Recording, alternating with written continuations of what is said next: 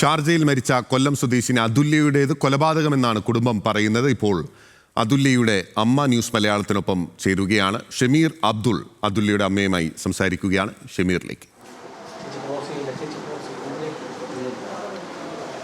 അമ്മ, ഇത് ഈ മരണവാർത്ത അറിഞ്ഞു. ഇതൊരു മരണമല്ല, ഒരു സ്വാഭാവിക മരണമല്ല എന്ന് എന്തുകൊണ്ടാണ് വിശ്വസിക്കുന്നത്? കുഞ്ഞിൻ്റെ ശരീരത്തെ പാടുകളെല്ലാം ഞാൻ കാണുന്നുണ്ട്. കൂടെ എന്ന് ഉപദ്രവിച്ചാലും അവൾ വീഡിയോ കോൾ എന്നെ വിളിച്ചിട്ട് എന്നെ കാണിക്കും. അപ്പോൾ നമുക്ക് മാനസികമായിട്ട് നമുക്ക് ഇവിടെ നിന്നുകൊണ്ട് വല്ലതും ചെയ്യാൻ പറ്റും. അപ്പോൾ എനിക്ക് മാനസികമായിട്ട് വിഷമം അത് കാണുമ്പോൾ. അതുപോലെ എൻ്റെ കുഞ്ഞ് പലപ്പോഴും പറഞ്ഞിട്ടുണ്ട്, അവിടെ മോളെ ഭയങ്കര ജീവനാണ്. അപ്പോൾ ആ കുഞ്ഞിന് വേണ്ടി അവൾ ഈ ത്യാഗം സഹിക്കുന്നതെന്ന് കൂടെ പറയും. എന്തൊഴിയുന്ന കാര്യം ഞാൻ പറയും, അമ്മ അവൾക്ക് വേണ്ടിയാണ് ഞാൻ ഈ ത്യാഗം ഞാൻ സഹിക്കുന്നത്. അതുകൊണ്ട് അതിന് പഠിക്കാനുള്ള 10,000 രൂപയെങ്കിലും കിട്ടുമല്ലോ. അത്രയും നാളെങ്കിലും അത് കിട്ടി അതിനെ സ്കൂളിൽ വിടാമല്ലോ. അവൾ നാട്ടിൽ വന്നു കഴിഞ്ഞാൽ ജോലിക്ക് പോകത്തില്ലല്ലോ. അപ്പോൾ നാട്ടിൽ വന്ന് പിണങ്ങി വന്നാൽ അവൻ പണ്ടും പൈസ അയച്ചു കൊടുക്കത്തില്ല കുഞ്ഞിന് പഠിക്കാനൊന്നും. അപ്പോൾ അവിടെ നമ്മൾ കൊടുത്ത കുറച്ചിരി സ്വർണ്ണം 2-3 പവൻ്റെ സ്വർണ്ണമാക്കി ഇത്രയും അവനങ്ങ് എടുത്ത്. അത് കഴിഞ്ഞ തവണ ഇതേപോലെ പിണങ്ങി 5-6 മാസം അവൻ പൈസ ഒന്നും അയച്ചില്ല. അതേപോലെ നിസ്സാര കാര്യത്തിന് വഴക്കിട്ട് അങ്ങനെ 6 മാസം ആ കുഞ്ഞിന് സ്കൂൾ ഫീസും അഡ്മിഷൻ ഫീസും ബസ്സിലെ ഫീസും ഒക്കെ അവളെൻ്റെ കുഞ്ഞിൻ്റെ സ്വർണം കൊണ്ടുവന്നു പണയം വെച്ചാ ഇതൊക്കെ ചെയ്തത്. പിണങ്ങുമ്പോഴും പിന്നെ അവൻ പൈസ അയച്ചു തരത്തില്ല. അപ്പോൾ ആ വിഷമം അതറിയാം. അവൾക്ക് നാട്ടിൽ വന്നിരുന്ന ചിലവിന് ആ കുഞ്ഞിന് പഠിക്കാനുള്ള പൈസ തരത്തില്ല. അതുകൊണ്ടായിരിക്കും ഇത്രയും നാൾ എന്നോട് പലപ്പോഴും പറഞ്ഞിട്ടുമുണ്ട്. അത് ഞാൻ ഇനി പോരാൻ പറയുന്നു. മുമ്പ് ഇത്തരത്തിലൊരു 4 വർഷം മുമ്പ് ഇത്തരത്തിൽ ഇവർ തമ്മിൽ ചില പ്രശ്നങ്ങൾ ഉണ്ടാവുകയും അന്ന് ഗാർഹിക പീഡനത്തിന് പരാതി കൊടുക്കുകയും ആ കേസ് കോടതിയിൽ പോവുകയും ചെയ്തു. നിലവിൽ ആ പരാതി എങ്ങനെയാണ് അവസാനിപ്പിച്ചത്? അത് വക്കീലന്മാർ കൗൺസിലിംഗ് നടത്തി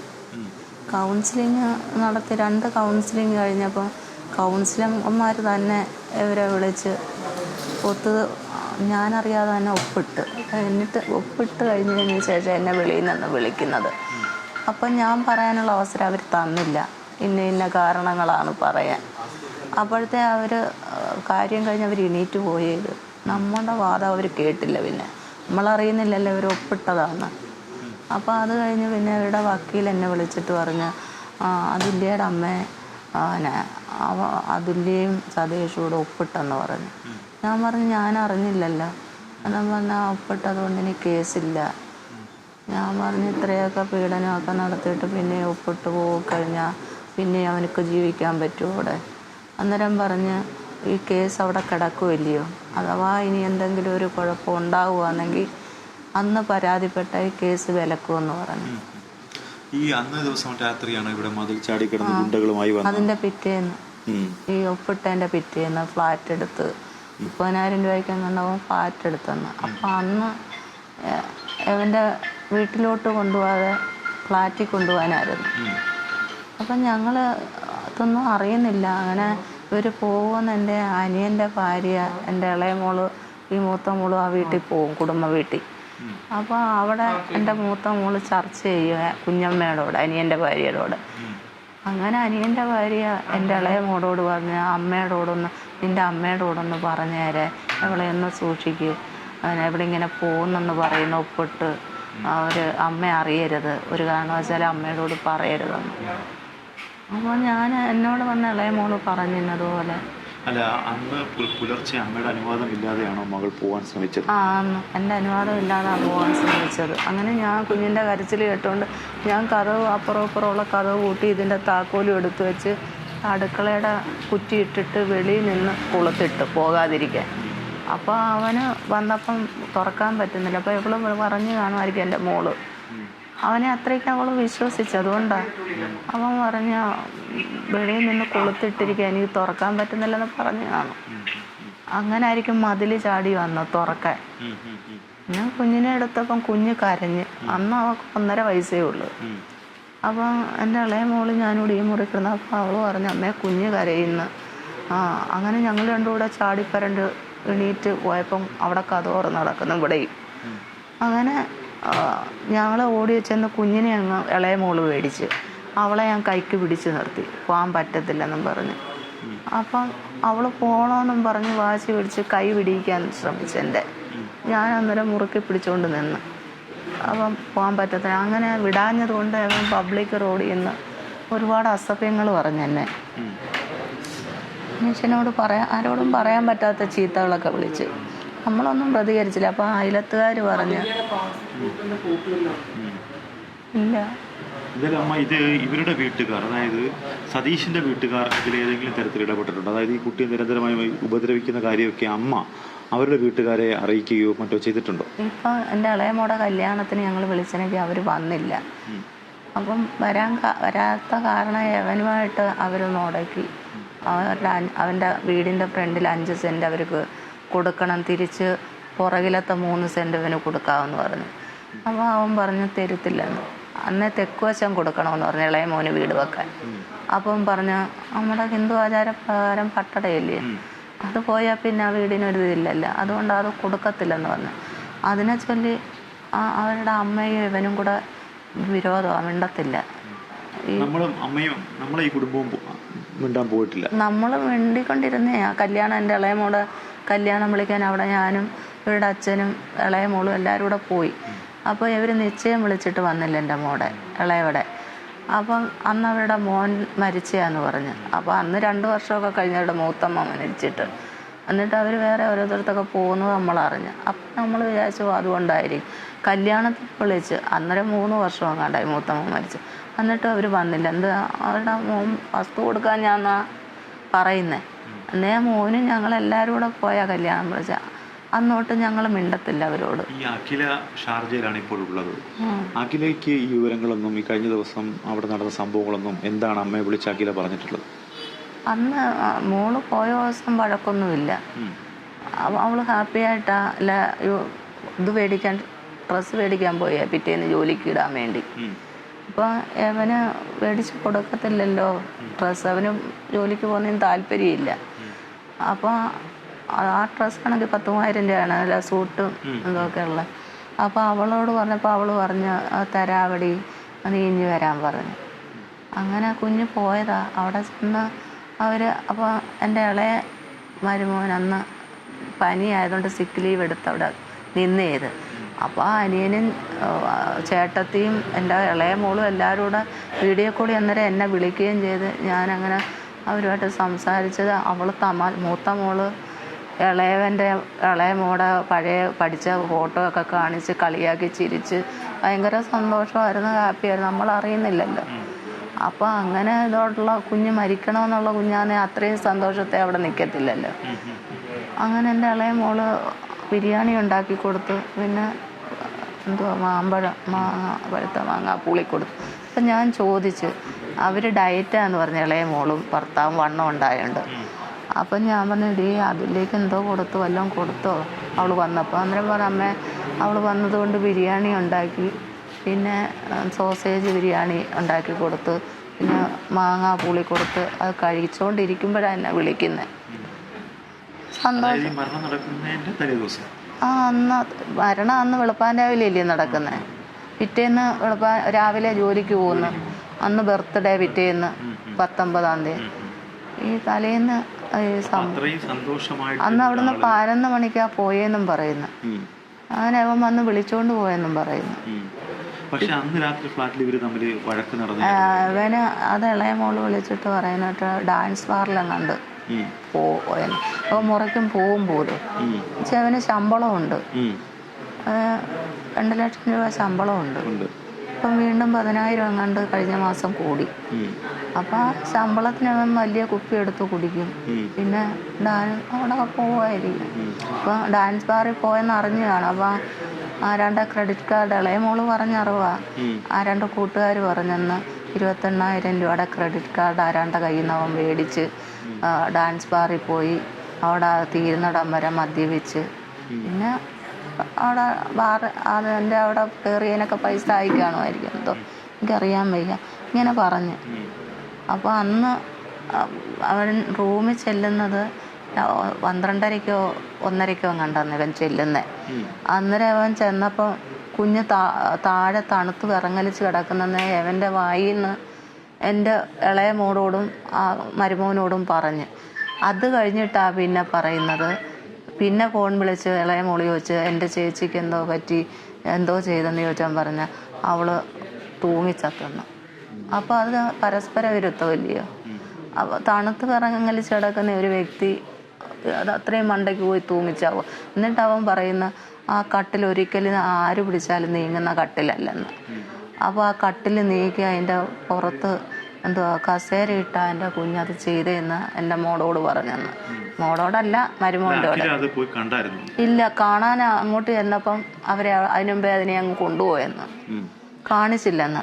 അപ്പോൾ ഏത് ഹോസ്പിറ്റലിലാണെന്നും അവരറിയുന്നില്ല. അങ്ങനെ അവർ ഏതോ ഹോസ്പിറ്റലിലാണെന്ന് അറിഞ്ഞ് ഇവർ അവിടെ തിരക്കി പിടിച്ച് ചെന്ന് അവിടെ പിടിപാടുള്ള ഈ വനിതാ സമാജത്തിൻ്റെ എൻ്റെ ഇളയ മരുമോനോട് ബാങ്ക് ജോലി ചെയ്യുന്ന സുരേഷ് സാറെന്ന് പറഞ്ഞ ഒരാളുണ്ട്.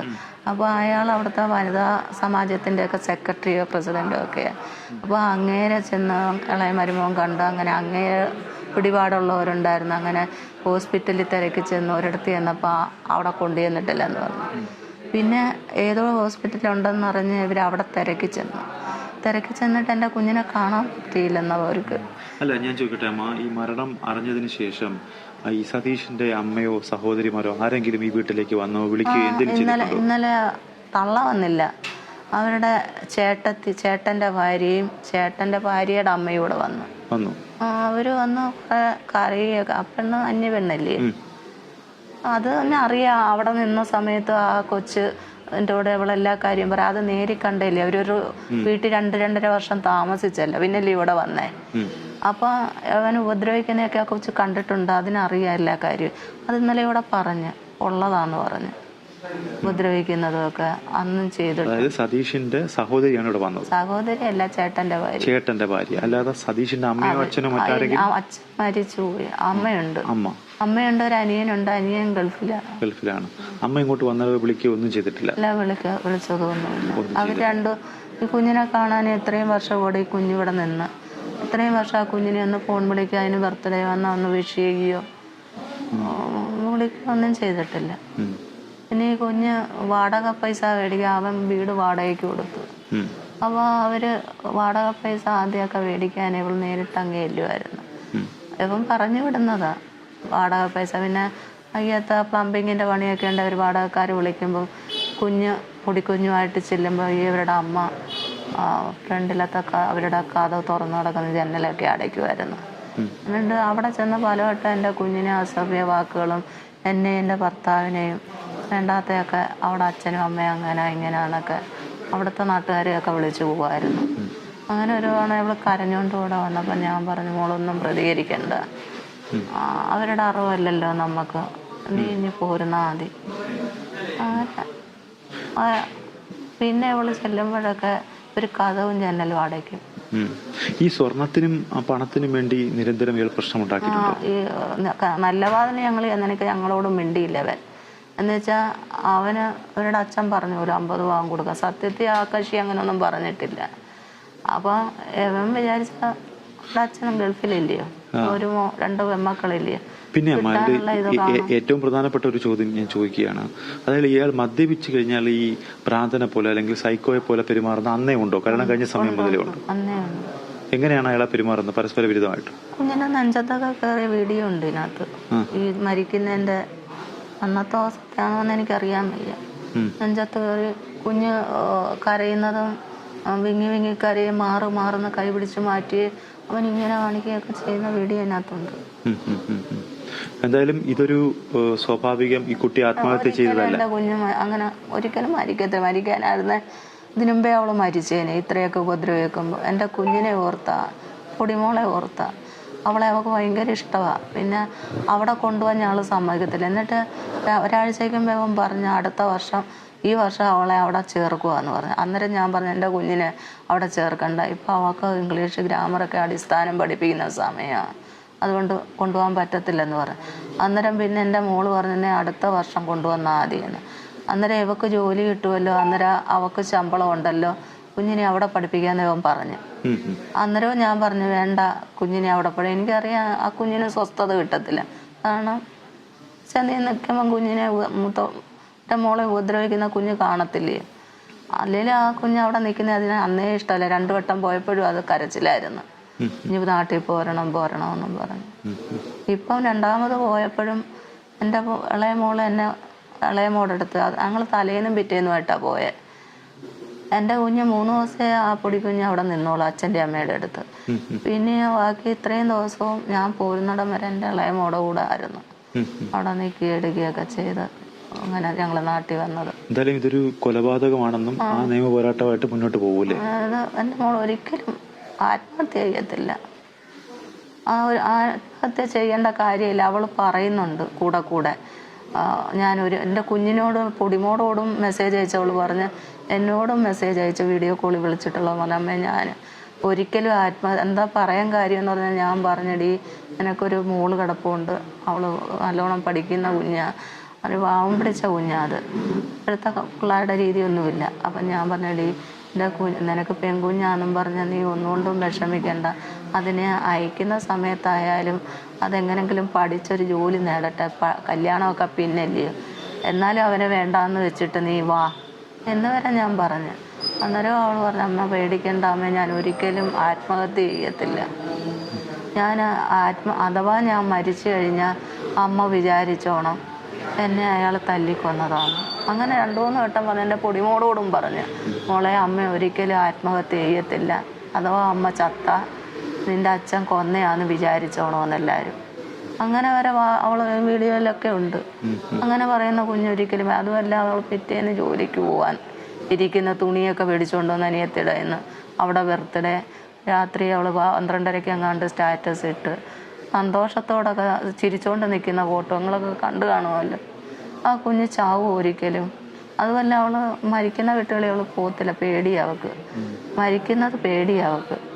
അങ്ങനെ അവൾക്ക് ജീവിക്കണമെന്നുള്ള കൊതിയാണ്. അങ്ങനെയുള്ള ഒരിക്കലും മരിക്കത്തില്ല.